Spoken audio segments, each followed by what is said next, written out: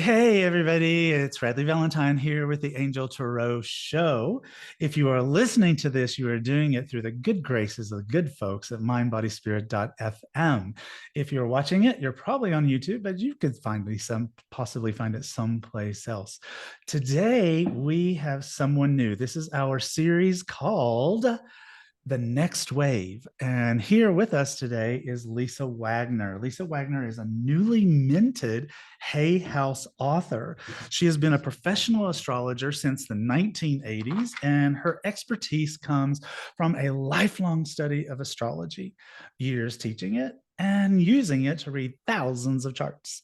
Lisa enjoys the intersection of metaphysics and science. Girl, me too, right? She has a BS in biomedical engineering and an MBA. Along with being an astrologer, Lisa had a 32-year career working for the US Air Force, leading cutting-edge technology teams and managing software development to support research. After years that included a lot of travel, Lisa now enjoys being home in Centerville, a suburb of Dayton, Ohio, with her two rescue cats, Zara and Safari. You can find her online at karmicastrology.com. Hey, Lisa. Hey, hi Radleigh. How you doing? I'm great. I'm great. I'm very excited because it's like I too personally love where spirituality and science intersect. It's Yes, just yes. like I get my jollies off that. Yeah, and the more you understand one, the more the other makes sense. Right. Like they Exactly. they they overlap and they help you and like whether it's crystals or whatever it is, the more you understand them physically, the more you understand them metaphysically. And so I absolutely love that. And I love to get my geek on both with the metaphysics and the science stuff. So it's great. It's great. Oh, and glad to be talking to a kindred spirit in that sense. Yes, you totally are. So it's like you do a lot with karmic work, which I love Yes. that Yes. you have blended with astrology. Yes. And so tell us about that. Tell us how that I journey would happened for love to. you. I would Yeah. love to. So first off, I have to say that I was fortunate to have a master astrologer right here local to me. Oh, So cool. having that reading when I was 19 just blew my socks off. I left there thinking, well, she's psychic, because how else is she looking at this piece of paper and giving me Mhm. all this stuff? Because she's quote reading it, and I see her eyes moving, but I don't see the words there that she's reading. So, it was just easier to think that she was just completely intuitive and psychic. And I was a poor college student at the time, but I went back to her as much as I could to learn about myself. But I also wanted to know how she did it, right? Because there's the intuitive part of me, and then there's the science. Like I want to know how you're doing that, I didn't have to get too far into it with her to start to see, okay, I don't know how to do it, but I get that she's doing it. And so Right. it kind of became a combination of, ooh, I'm really, because I'd always been interested in astrology, but I didn't know that much. I mean, I grew up way before the internet. I don't know if any of you out there remember those little like Dell books they'd sell in the grocery store on your sun sign and stuff like that. Like I just had very little access to real, substantive astrology information. So, once she ignited this in me, then I just started, devouring books. And I was also fortunate to not only study with her, but once I had the means, I could travel and study with other people. I studied some astrocartography with Jim Lewis. I studied with these people that were really forefront in their fields, going to workshops, going to classes, and soaking it all in. And of course, I'd ask anybody that I met, hey, do you know what time you were born? Because I'm into astrology and I would love to be able to talk with you, because it's a language you learn by doing. And then people would call me, hey, you read, this friend of mine said you read their chart. Would you read mine?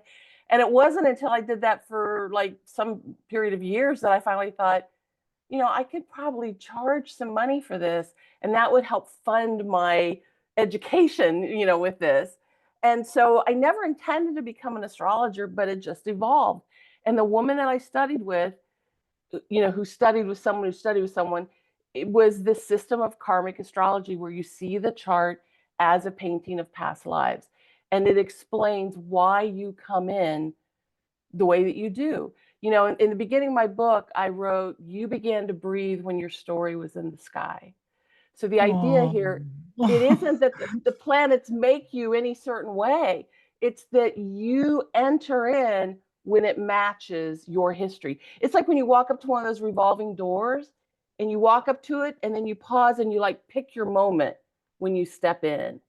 And that's what you do when you're born. You pick your moment, your time, date, and location, so that your chart shows you, where you've been, what your lessons are, what your goals are, what your karmic contract is, what you agreed to do in exchange for this life. And so my goal. Wait. Stop.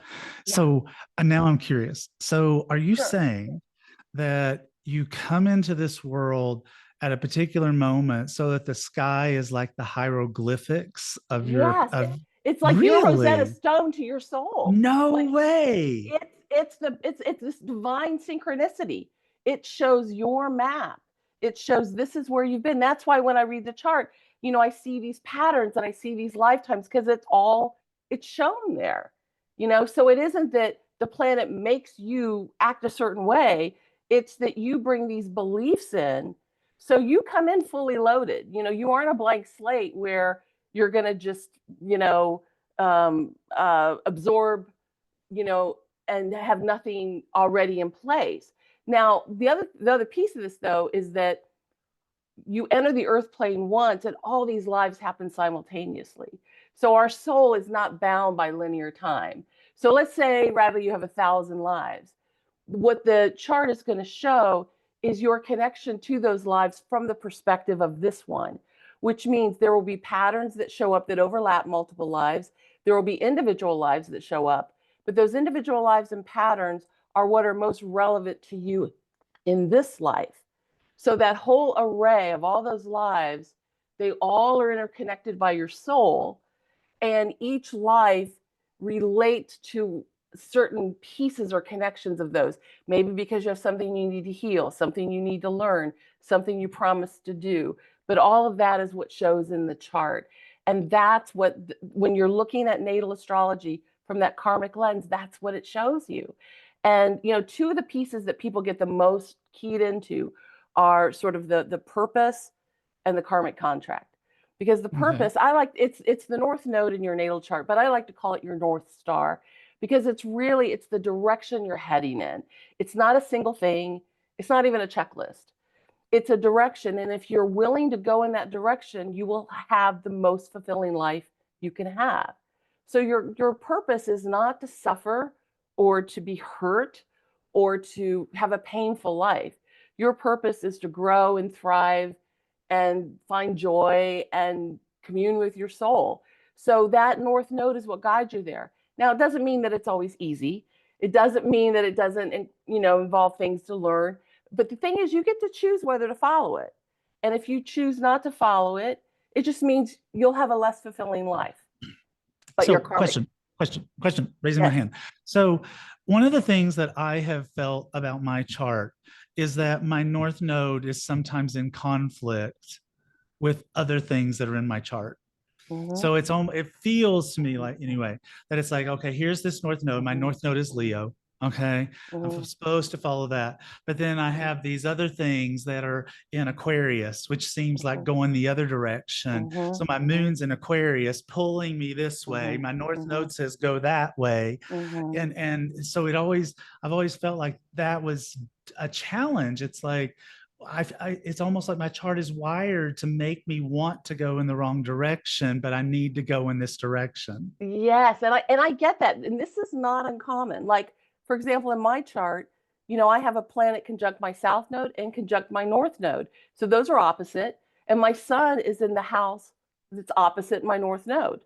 So I get that. But the thing is, this is where it gets, when you go deeper dive into it, you see that it isn't about the south node or the past isn't about a disadvantage. Like some astrologers will call your past a disadvantage, your point of disadvantage. It's your rocket fuel. It's what your past and the lessons and the grace and the skills that you've learned are what propel you towards what you intend in this life. So it isn't something that you shuck. It's something that you sort of curate the best of and use that to go forward. And I'll tell you, this is something about me that may help all this make sense. So when I started college, I didn't know what I wanted to do, but I picked this major, biomedical engineering. And that's a whole other story. But I picked this major. And I was always a great student. I could learn anything. So my first year was a piece of cake for me. And I developed enough part-time jobs, tutoring and other things, that I could quit my other job because I put myself through school. Well, second year came around, first fall quarter, and I took my first real engineering class. And this guy gave us a test every week, and I failed the first 5 tests. I had never failed a test in my life. I was completely humbled. I realized that, I'm really not interested in the practical application of this stuff. Like, it didn't dawn on me that engineering is applied science. And, I know, I'm amazing at math. I'm amazing at learning the concepts, but applying them in these ways, like, who cares about that? And so I was, got far enough in the quarter. I thought, this isn't for me. This major probably isn't for me. I don't know what I'm going to do. I'm sitting on the floor in the hallway, getting ready to go in to ask for help. And I thought, I'm thinking maybe I should just drop the class because I only have like another week to do that. And as I'm getting up to walk into his office, I get the nudge that tells me, you need to stick with this. And okay, fine. It was a very clear nudge, you need to stick with this. So I got help, took the 6th test, and I smoked it. I aced it. It was gorgeous. It was so good. He showed the class and talked about it. It was perfection. And I was talking to him after class, and I said, I'm so thrilled. I've never been more excited about performing on a test. Never been more excited. But I said, it's just a shame it was so little, so late. And he said, what do you mean? I said, well, there's not enough points left for me to even pass this class. And he said, Lisa, you would never have been able to do what you did here if you didn't finally understand the last several weeks. So whatever grade you get on the final, that's your grade in the class. So I stayed in, I got a B+, so I got a B in the class. And what I didn't understand at the time is that one of the things I came in to learn in this life was to learn how to understand the earth plane and practically apply knowledge and take my imagination and bring it into concrete form. Like, I needed to learn to think like this. I was very intuitive only. Like, I operated on my intuition. I could pull the right answer for something out of the air, or I could plug into the teacher.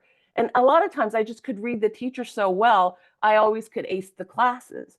And what I needed to learn was how to really take these concepts, like in other science disciplines, and then bringing them together in an applied way. And, I probably would have never become an astrologer if I hadn't learned to think differently.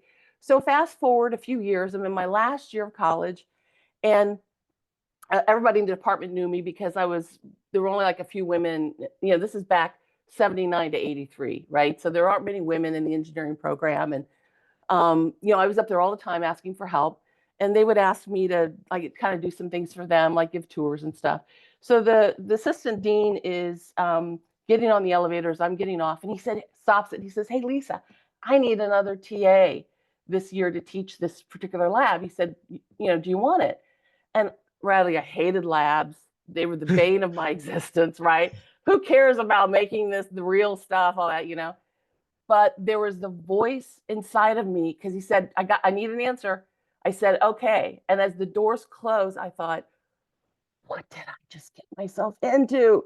I was freaking out. I go to my favorite TA's office, and he listened to me. Then he took me into the lab. He sat there with me and worked through the whole lab that I had to teach that Thursday. And he did that with me every week that quarter so that I could teach that class. And then he didn't need to do it for the rest of the year. But it was so clear to me that I really needed to learn not only how to apply these concepts into something real, but I needed to understand it so well that I could teach other people. And what I learned when I was able to kind of look back on this time is that when you're following your North Node, there's a little bit of a scary excitement that comes when opportunities cross your way. It's like I don't know if I can do this. Oh my gosh, am I really going to do this? Like that, because you're moving outside your comfort zone. So it's not scary as that I'm going to be hurt or I'm putting myself in danger or, it's nothing that, it's not that kind of fear, but it's the fearful, it's that excitement that says, I am daring to try something different. Like in my case, I am daring to learn to think differently, and I'm daring to put myself out there because I'm going to stand there in front of kids that are like basically my age. I'm like maybe, a year ahead of them because I was the only undergraduate that was teaching labs at the time. And so I really need to learn this so that I can help them, because I'm like a super, responsible person in terms of I take on a commitment, I want to follow through. And that taught me that when you get those nudges and there's sometimes that twinge of, oh, I don't know if I can pull it off, just go for it. Like don't go into your head and rationalize, like jump into it. So third part of the story happened a couple years later. I'm now working, I'm in a job, still don't know what I want to do with my life. At this point, I hadn't started charging for astrology lessons. I'm still just doing free readings. And I thought, well, maybe I should become a math professor because I love school. I'm great at math. I like teaching. When I was 7, I set up a little school in my bedroom and taught neighbor kids how to read. So I've always been teaching something. So I go back and I sign up for these courses on real variables where you prove calculus, basically all the theorems of calculus. And when you go to write a theorem, the more concise and simple it is, the more elegant it is. So by the time I took my second class, I realized, Lisa, you are not meant to be a math professor. This is hiding.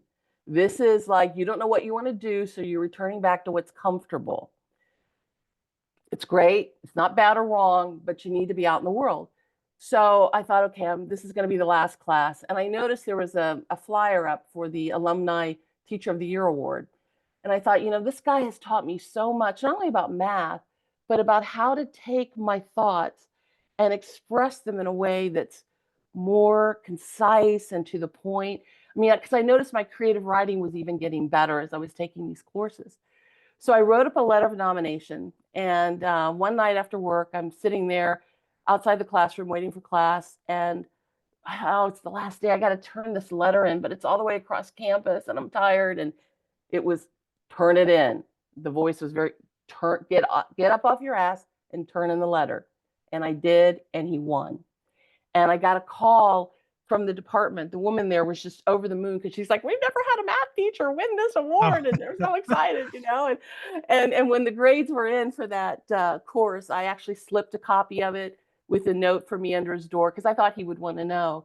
And what I learned was, again, part of my reason for being here was to learn that words matter and that what I have to say and my powers of listening matter. And what I realized is that I will never again not speak up or not share my words because I think they won't matter. Because when I was sitting there outside the classroom, tired and not wanting to walk across campus, I started telling myself, he's not going to win. My nomination letter is going to get him this award. I mean, that's ridiculous. And I was coming up with all these reasons to justify not doing it. And I listened to the voice, I listened to the nudge, I turned it in, and it made such a big difference in his life. And, we don't always know the impacts of our words. Having that conversation in line in the grocery store, that maybe sparked something in that person. And they didn't even realize that it came from that conversation. But I learned that while there are times I need to shut my trap, because Radleigh, I can be a little mouthy. There are times where I got to zip it, discretion is a valuable tool. But ever since that time, I've never told myself what I have to say doesn't matter. And that's part of what I came in here to learn. So I want to bring that story up because there's so much about our karma and our purpose that our soul is always nudging us towards. And it's a whole series of experiences throughout our life. And whether you go to an astrologer or whether, for example, someone takes one of your decks and pulls cards, or whether they use a pendulum or whatever the tool is that they use, and they ask, what would help me align with my purpose right now? Because throughout your life, it's going to shift and change. It's not this straight line route. It's, well, I need to do this and this. But yet when I talk to clients about it, they see the connection. They look back and they see the breadcrumbs between all these experiences. So if you're just tuning in, you are listening to the Angel Tarot Show from mindbodyspirit.fm. We are talking to Lisa Wagner, Hay House author of the book Karmic Astrology: Discover Your Soul's Path of Reincarnation and Reveal the Why of Your Natal Chart. So life purpose, karma, these are big topics. People are fascinated by this. It's like so many people wander through life feeling like they've never gotten on purpose. Even if they actually are on purpose, it doesn't feel like it to them. It's like, so how does this all work together to help them? Well, so I want to tie in one more thing to explain that. So first off, as I said earlier, your purpose will lead to fulfillment. So if you're miserable, you're not on purpose. Amen. Preach, girl. No? Yeah. So if you're in a dangerous situation, if you're letting people hurt you, if you're in a job that makes you sick, like, no, you're not on purpose, because your soul doesn't intend for you to be miserable. So you want to like lean back into what excites you, what lights you up, what makes you curious, what makes you, what helps fuel your creativity. What do you like to make? Do you like to cook? Do you like to write? Do you like to teach? Do you like to sell? Like, find those things that you actually have interest in. But one thing though I want to bring up, because these two things go together, whether they show an aspect in the chart or not, is purpose and karmic contract. With purpose, that leads to your fulfillment. And if you don't follow it, you're the only one that really pays the price for that. But if you don't follow your karmic contract, guess what? You're welching on the agreement you made. And think about it. When you have bills to pay and you don't pay your bills, what happens? You get late fees, you get interest charged, right? And it'd be so much cheaper to just pay your tab. And Saturn is the price you paid for the ticket. It's what you agreed to do. And if you don't do the things, learn the things, share the things that you said you'd learn, life starts to kind of implode. But here's the thing: if you pay that off, if you pay your tab by your second Saturn return, then you get to live the life you want. Like, you're paid up. And you'll see people, particularly in their 50s and 60s, that life is just like becoming a dumpster fire. And those are the people that are just ignoring what they need to do. And here's the thing: when I talk about this with clients, I always get one of two reactions. Either the lights go on and they say, oh, that's why I did blah, blah, blah. That's why I felt like I was supposed to do this. That's why I felt, that this was like a responsibility for me. Like, oh, okay, they make sense of all this. The other reaction is, I knew you were going to go there. I was afraid you were going to bring that up. Like, they know that they're avoiding it. But like a beach ball that you can only hold underwater for so long before it flies up out of the water, you have to follow the nudges. And so my goal with astrology or any self-help tool is, the more you understand yourself and the more you can clear the clutter that emotions can bring up in your mind, then the more you can follow the nudges, whether it's to purpose or whether it's to karmic contract, because they both kind of go together in the sense that if you don't fulfill that contract, you're going to keep getting derailed, even towards going towards the purpose, So just for people who don't know, give them an age range for first Saturn return and an age range for second Saturn return, so they can put that into perspective Beautiful. with their life.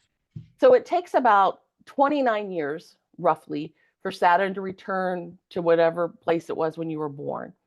So your first Saturn return happens around that. It's going to vary slightly from person to person because it's not an exact speed, but it's going to be around 29 years, which means the next one's going to happen 29 years later. So like around 58, 59.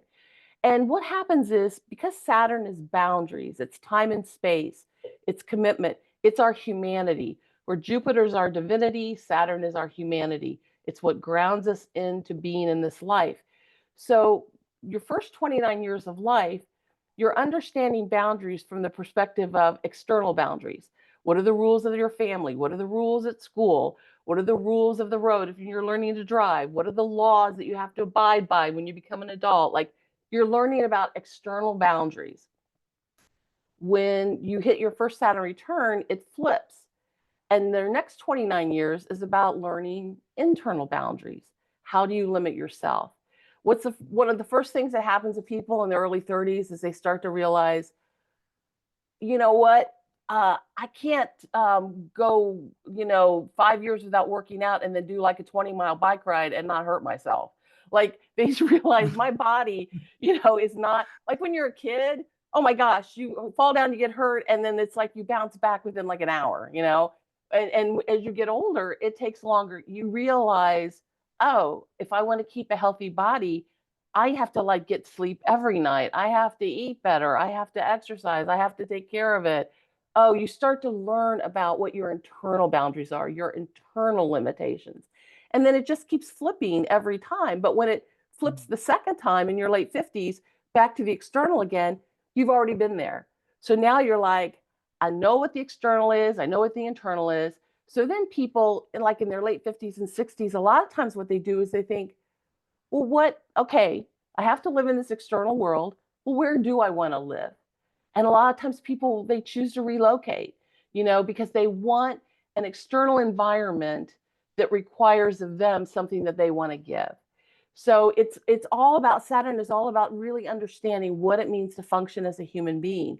And so when you hit that second Saturn return, if you've been listening to those karmic contract nudges, if you've been doing the stuff you need to do, then there's the sense of relief that comes where it's like, I really don't owe anybody anything, like in a grand sense. Like there's this sort of, whew, wow. There's just more freedom, like there really is this feeling of, I paid something off, or I finished something, or it's a renewed sense now that I can just focus on my goal. I can just focus on my fulfillment. It's not about being selfish and not caring about other people, but it's that what you promised the universe when you came in, you did it, and now you don't owe that anymore.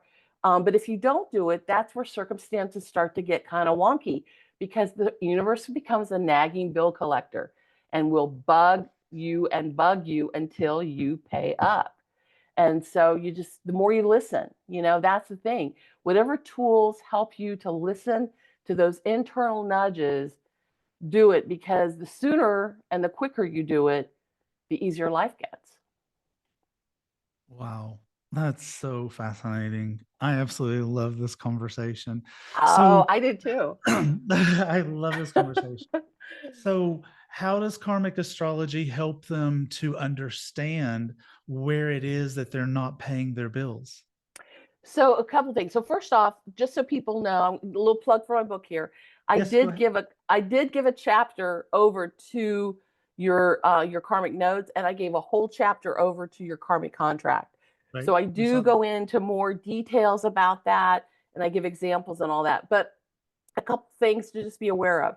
Like with the nodes, I said that when you're being nudged into that fulfillment direction, it's sometimes a little scary, because you're moving outside of what is familiar. It doesn't mean you can't use what is familiar, but you want to harness that as a superpower that propels you towards what is familiar, right? So that it moves you in that direction. You don't want to ignore it, but if you stay, and this is true, set astrology aside for a minute. If all you ever do is focus on what you already know, your growth starts to flatline out to almost nothing, right? You have to, and that's why travel is considered forced growth. Because if you travel, you are forced to move out of your comfort zones. You're forced to, whether it's hearing a different language, eating different foods, even if it's in the same country, maybe it's a different time zone. It's a different environment, So we have to move ourselves forward. So whenever you focus on, and that's why, like I have Sun in the 9th house. So, travel is something I've done a lot. I've lived overseas a couple times. I've gotten on an airplane more than 1,000, 2,000 times. I've traveled a lot. But what I realized when I was taking those math courses is, yes, you're always going to be a teacher in some way, and you're always going to be a student in some way. But what you need to do is be more in the world, because I needed to I needed to do that. And some part of me nudged me. Does that mean, though, that I stopped teaching and learning? Radleigh, I'm always taking a class. I am always in some kind of class online. I'm always reading a book. Like, that part of me is never going to go away. But what I realized is I had to do things that moved me into other directions, like actually physically being and doing things instead of just being in my head and being in my imagination. And same with the karmic contract. You're going to be nudged into doing things where you feel it's a sense of responsibility. It really is. It's not a, oh, it would be fun, but I need to do this. My landline's ringing, so let's let that pause. Oh, okay. Sorry about that. No, So you're fine. you were saying, So you're gonna feel a tinge of responsibility. It's not sort of the fluttering excitement of when being pushed out of my comfort zone. It's, I know I need to do this. I feel a responsibility. I feel a sense of obligation. Now, to be very clear, I'm not saying that you set aside, your joy and well-being out of a sense of duty. It's not about that. You still thrive in your life and all of that. But everybody listening, if you just take a moment and reflect, there have been times in your life where you felt, I'm supposed to do this, whether it's giving $5 to something, whether it's taking the time to help someone you kind of didn't want to, but you felt you should. Like, we have these moments, and when we follow them, and in my case, some of the things that I have Saturn in the 8th house, and some of my things included, even from a young age, I've always been someone that people confided in. I create a safe space for people to feel vulnerable, and I'm a vault. Like, if you tell me your secrets, they don't go anywhere else. People feel safe, and that's why people actually do. I mean, strangers in the grocery store tell me their secrets. And when I traveled a lot, sometimes I'd put my Walkman on just because I didn't want the person next to talk to me, because I'm like a confessional or something. But creating that's part, though, of what I needed to do. I was also a hospice volunteer for more than 10 years, and I spent a lot of time being with people and families as they transitioned. I felt I needed to do that. Like, there have been things, and this can play out in so many different ways. I was talking with a woman the other day, and she felt this need to go back and help her family with the family business. And she has Saturn in the 8th, and it's an insurance business, which is very 8th house, Right, it is. Right. And so she did. They needed some help. She did. So she took a sabbatical from her artwork and et cetera, and she went back. She helped them out for a couple of years, and then she moved on. But she just felt she needed to do that, and she actually did. So the thing is, when we feel the need, it can be just a single thing. It can be taking a class or working a job or something that's a longer commitment. But there's something inside of you that says, I'm supposed to do this. I'm kind of, it's required of me. And and in the book, I give people examples to help inspire thoughts and connections. But each person has their own experience of it. So and the chart just helps to show some of the ways. Like, when I talk to people, I can give them suggestions on, here are some of the ways that I think you may feel.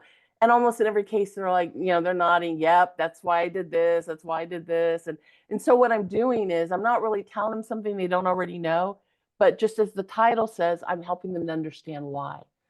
Right. They're putting the pieces together, and they're getting, that's why I did it. That's why I felt I was supposed to do it. And why is like my favorite question. I love why. Yes. Lisa, thanks so much for stopping by. This has been great. Tell people where they can find you, how they can connect with you. Oh, thank you. So my website is karmicastrology.com. I've had it since the 90s. So you can get all my information there, and it's the title of my book.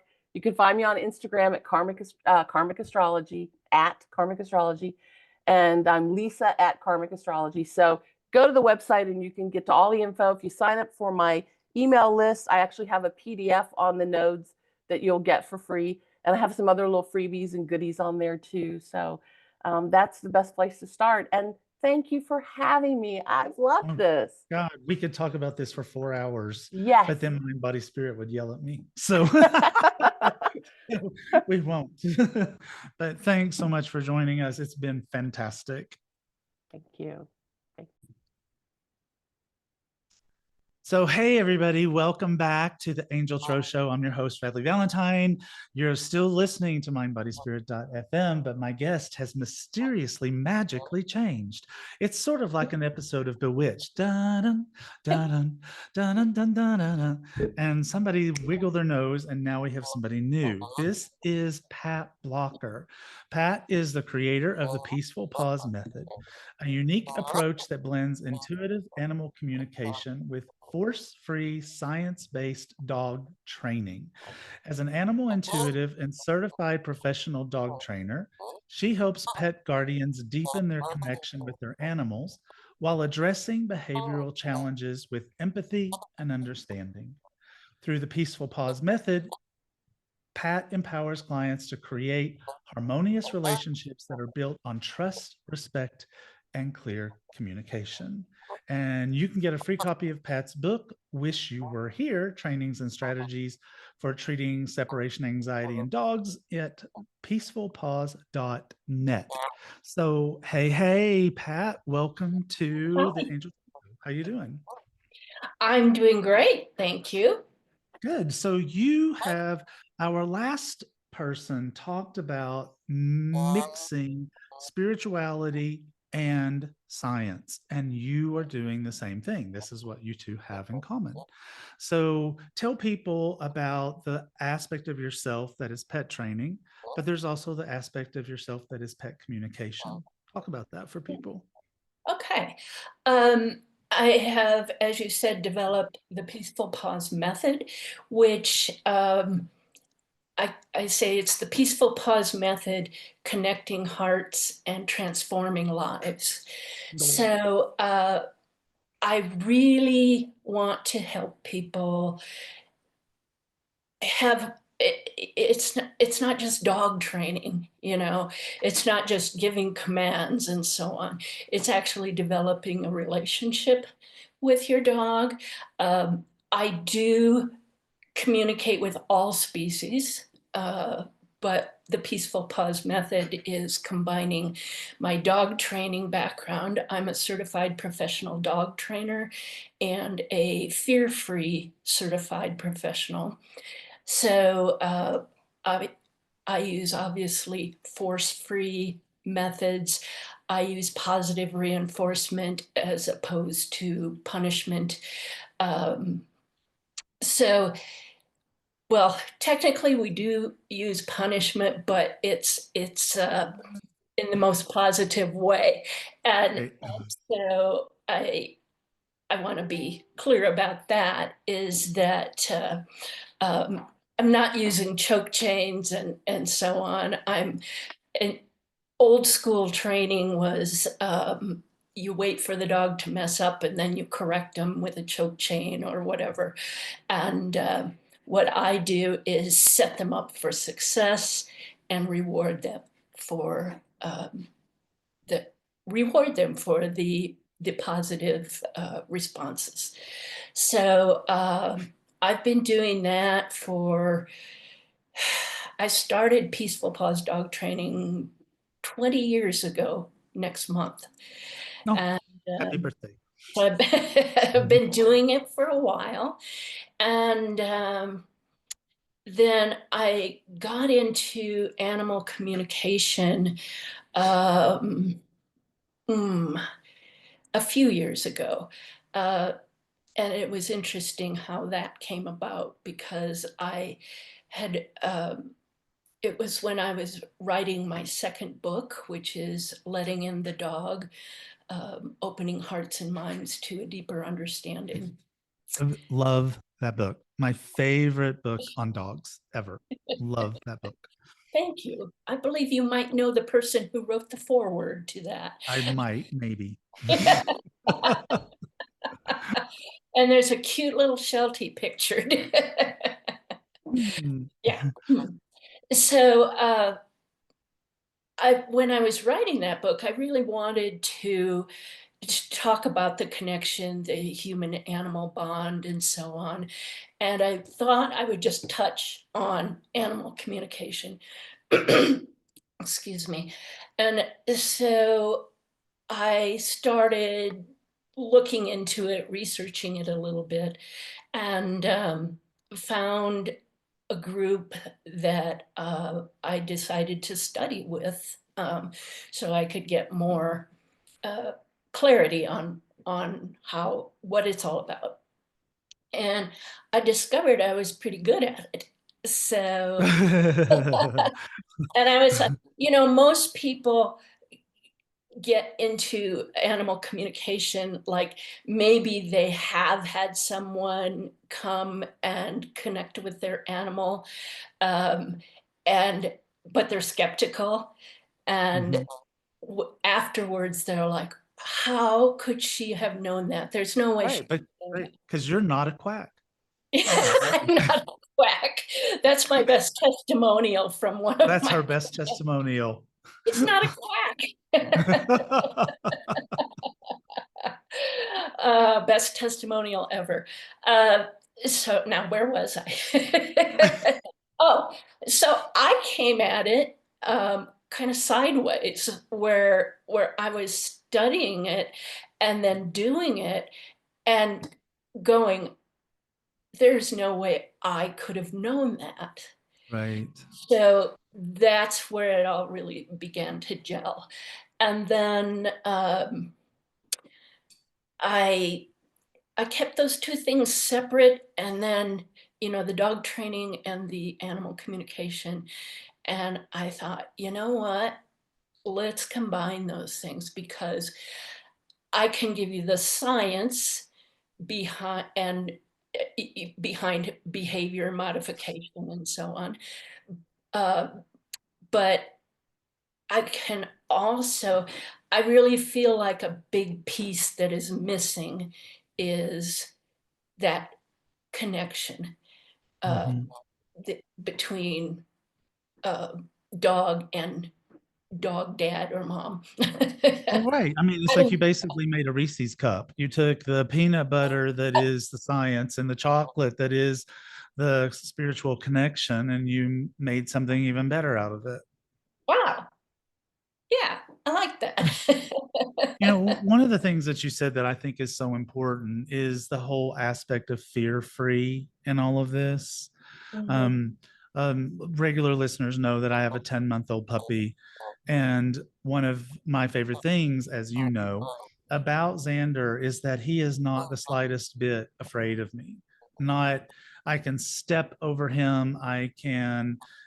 Nothing I do rattles him. I could literally pick him up in his sleep and move him, and he'll let me and not even think about it. And fear-free is not the same thing as not having respect. It's just an element of the dog feels safe. And to me, that's such a blessing.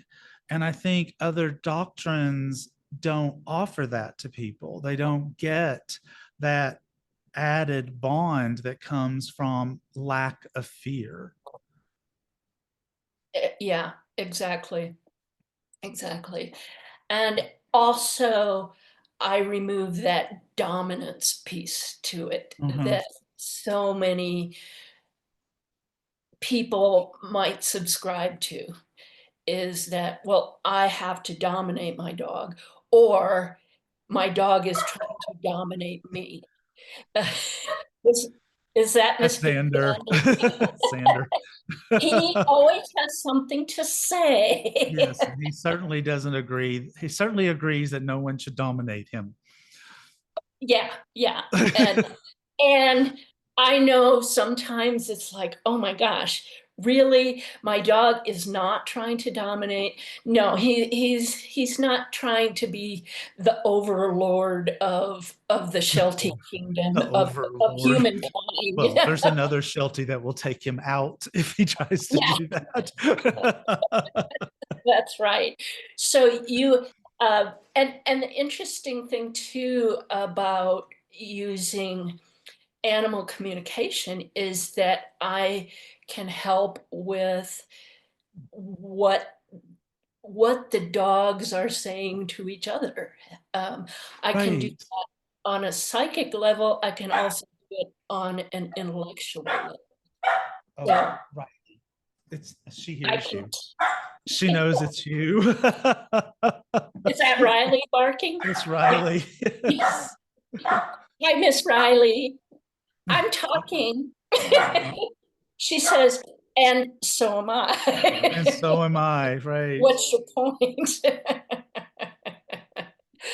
Oh, goodness. I have a lot of people tell me that their animals come into the room whenever they're on a Zoom meeting with me. So, Yeah. but yeah, I can tell you the science behind dog body language. I can tell you what a shake off means. I can tell you what a look away means. But I can also then go on a deeper, more direct communication with the dogs and doing that psychically. And Tell people what that's like. I mean, what is it like to do that? Well, how do you experience it? And it's like, you've talked to Riley, you've talked to Faith, you've talked to Xander. You can use some examples. I give you free license to do that. But it's like, is talking to Riley different than talking to Faith? Or is the experience the same? I mean, what is it like? the experience is similar. They, of course, have different things to say. Yes, of course. Yeah, they all do. So I mostly, probably people listening to this know about the different clairs, Maybe. but Claircognizance is to think, clairsentience is to feel, clairaudience is to hear, clairvoyance is to see, and these are the metaphorical ways in which people receive psychic information. So go ahead. thank you. You did a much better job of that than I would have. I've done it a million times. I very often, I get pictures. So Okay. I might see Faith. Oh, let's see, I'm trying to think of an exact example. But I might see the dogs doing something. Oh, there she is. She's like, you rang? What are you thinking right now? Hey, let's talk to Faith right now. Okay. Faith, how are you feeling today?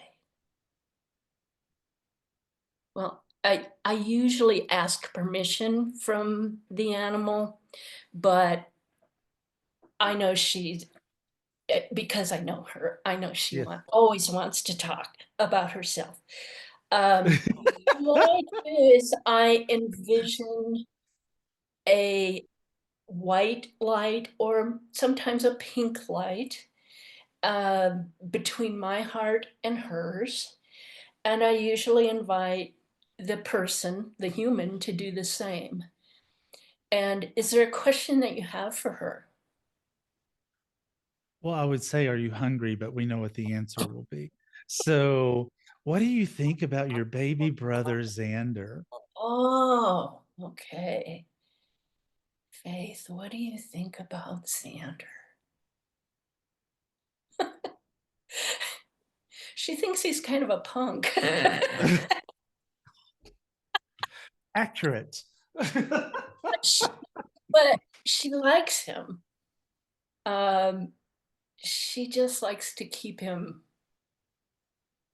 in line. Does that seem pretty? Yes. Yeah. Or at a distance.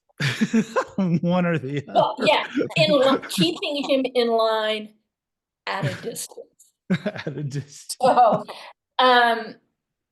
so there in that communication, I actually,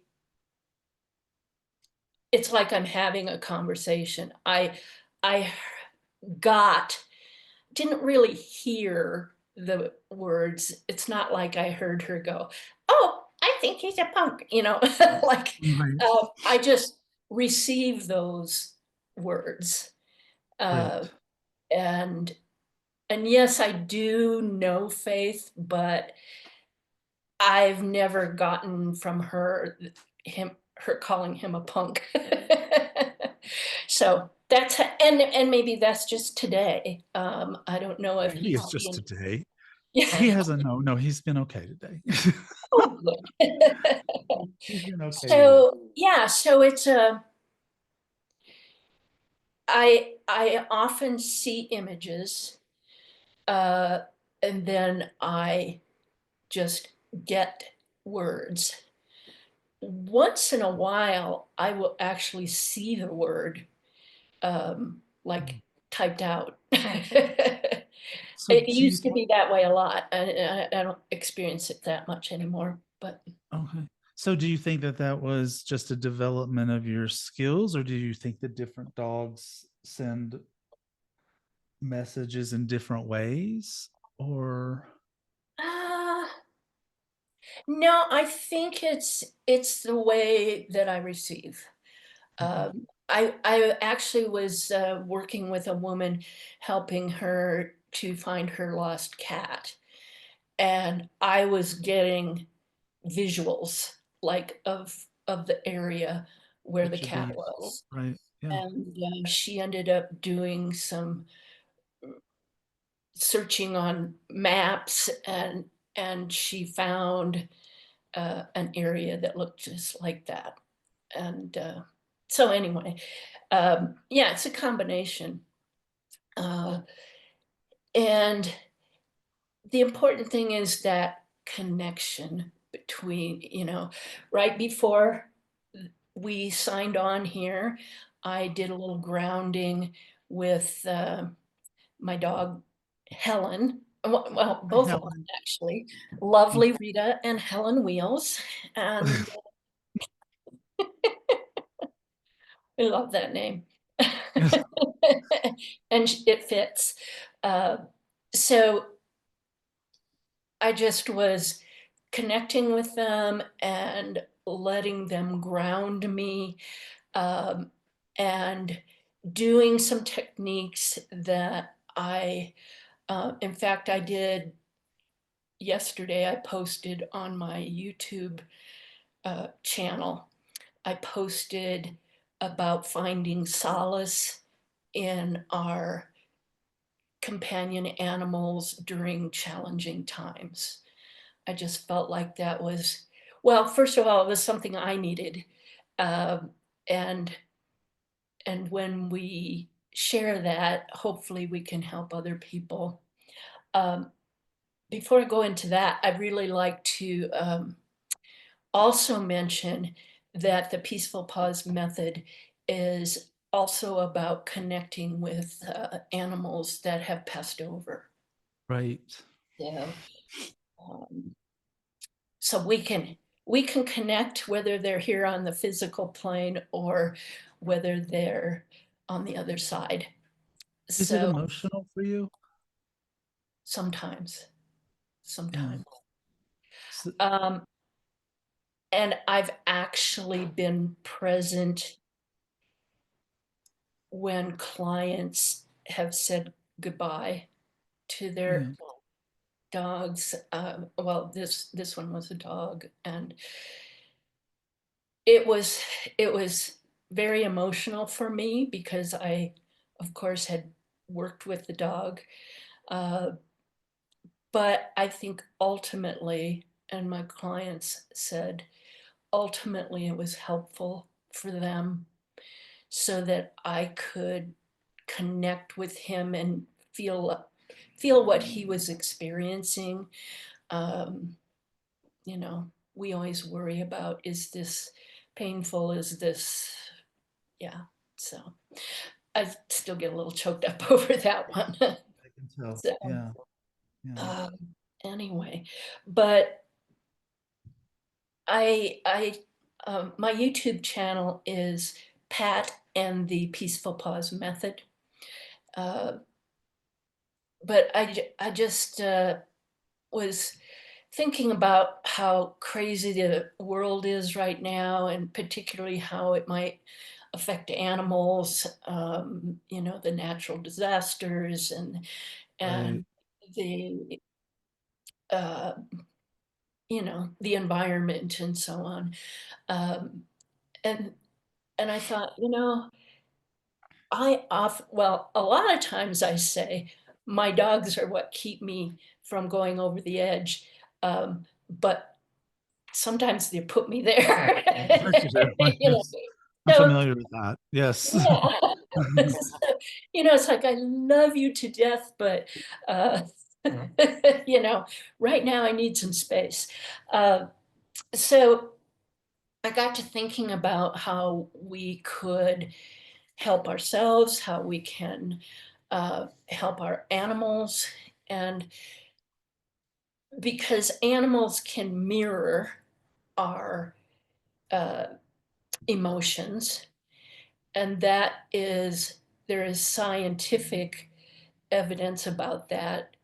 There's something called mirror neurons. I don't know if anybody's familiar with that, but it's the uh, ability to understand another's uh, emotions.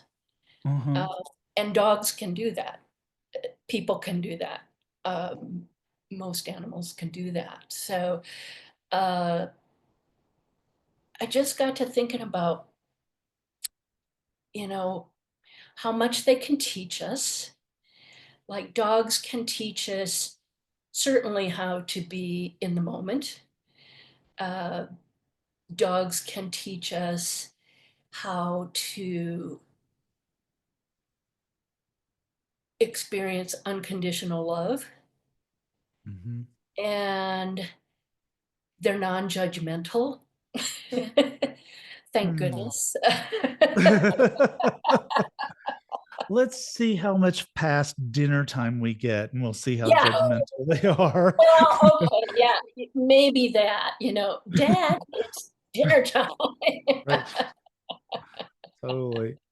No, I know it's 3 o'clock in the afternoon, but um, and also how animals can unite us Hmm. and help us to connect with our humanity. Uh, there's you know, when you're out walking your dogs, people will go, "Oh, Hmm. what a cute dog. What kind of dog is that?" Or, I get my girls. I know I'm prejudiced, but I think they're really pretty, and they can be traffic stoppers. People Hmm. will go, "Your dogs are so beautiful." Um, And, if you take a puppy for a walk in the park, you're going to Right. attract everybody. Yes. Yes. So, yeah, it's just that there are so many things that we can learn from our animals. Uh, right before we signed on, Helen jumped up on me with her slightly muddy paws, and Oh, I'm like, "Oh no, don't," And then I went, "You know what?" She says, "I don't care what you look like." oh, and if you've got a paw print on your shoulder when you go onto YouTube, it kind of gives you street cred, Yeah, yeah. right? Yeah, Just saying. yeah, um, So yeah, this your most recent topic on YouTube. I think you were going to tell us a little bit more about that. yeah, that's what I'm talking about, Oh, the okay. finding solace with our animals. Right. Uh, I I just started really doing this consciously on my part, but every morning, um, Helen wants to have some belly rubs, Hmm. and we call it Helly Belly. And she has trained me that if she's sitting there, and she might gently touch me, but usually she just puts her paw out. And she has trained me that that means she wants Helly Belly. And so this was her idea, really. But we do that every morning, and Rita's always right there. And I thought, okay, I give her the helly belly, but my mindset is like, okay, I'm giving her what she wants. But what about starting my day by grounding and receiving the joy in that moment? Right. And so that has helped me uh, Helen has helped me to ground my, get grounded. And we did that again before we started this. So I wanted to be sure we were all Zen like. They're both right here. And hopefully they won't decide to do their duty and bark at any unauthorized pedestrians, but we'll. Authorized pedestrians, UPs. No UPs. Yeah. So if you were going to, you can do this from afar, right? You don't have to be present. Right. So it's like people can contact you, they can call you, they can say, hey, Pat, I'm in Saskatchewan, but here's what I have going on. And that's not a problem. Yeah. Yeah. I have, let's see, I'm trying to think of, well, as far as animal communication, I worked with someone in China, so yes, there are no boundaries for I'm the more animal impressed if communication. it's a city that was mentioned in Bugs Bunny. So, Saskatchewan, Kalamazoo, Walla Walla, Yeah. Washington. Yeah. Like that's what impresses me. But then I was raised in the era of Bugs Bunny. So Yeah. And the Roadrunner and the Coyote. That beep, beep. yeah, that was one. And the Flintstones. Okay, well. Jetsons. Jetsons. You were Uh, either Team Flintstone or you were oh Team yeah, the Jetson. Jetsons. Yeah. Yes, I was Team Jetson. hmm And look at all of those things in the Jetsons have come true. What we're doing right now, the video conferencing, like, True, but I don't have a flying car and I'm bitter about it. I know. Me, So's Riley. yeah. Riley says, I want a flying car. Where's my flying car? Yeah. Yeah. So, So, and all of my training is done virtually. So, the Peaceful Pause method has, it has some different components to it. It has the SIT program, SITT, which stands for Science, Intuition, Trust, and Training. And then I have the Heartstrings and Leashes program, which is an even deeper dive into the intersection of the science and the psychic. And that is a lot about teaching you to do what I do with your dogs. So.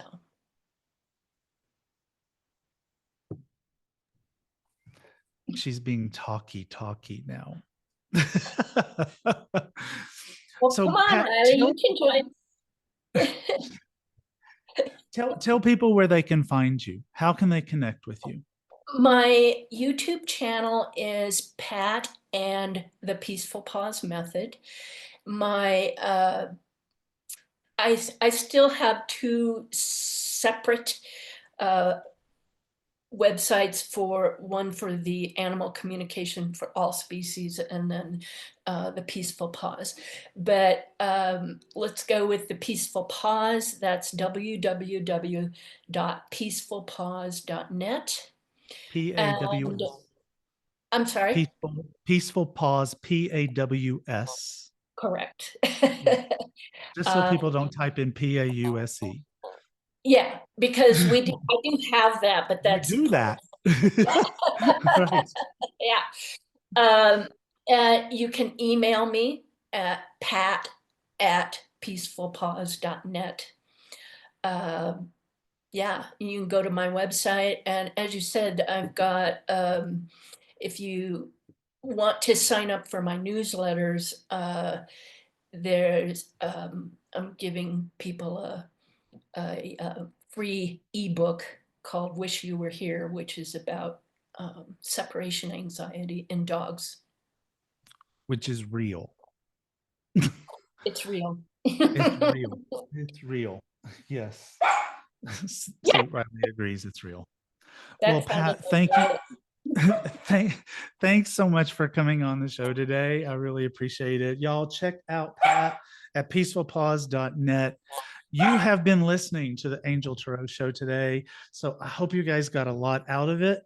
And this has again been part of the Next Wave series that I've been doing. So check it out. Find the other aspects of this series that we've been doing. And in the meantime, I will talk to you guys next week.